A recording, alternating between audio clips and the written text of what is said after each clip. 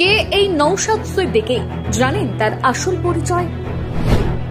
যার দাপটে কাঁপে গোটা ভাঙর, ভয়ে ঘাম শুকিয়ে যায় তৃণমূলের, ঘুম উড়ে যায় আরাবুল শওকতের। নওশাদের শিক্ষাগত যোগ্যতাই বা কত টাকার মালিক তিনি? কিভাবে এলেন আইএসএফ এ? 3 বছরের মধ্যে কিভাবে হলেন এত জনপ্রিয়? বর্তমানে রাজ্য রাজনীতিতে আলোচিত একটি নাম নওশাদ সিদ্দিকী। ভাঙড়ের নতুন নেতাই বলা যেতে পারে নওশাদকে।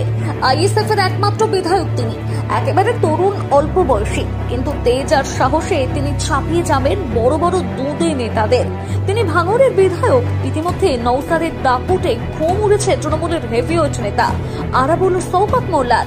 অনেকটা সিনেমার গল্পের মতো নওশাদের উত্থান। 2021 সালের বিধানসভা নির্বাচনের ফল প্রকাশের আগে পর্যন্ত কেউ চিনত না এই তরুণ নেতাকে। রাজ্য রাজনীতিতে অপরিচিত নাম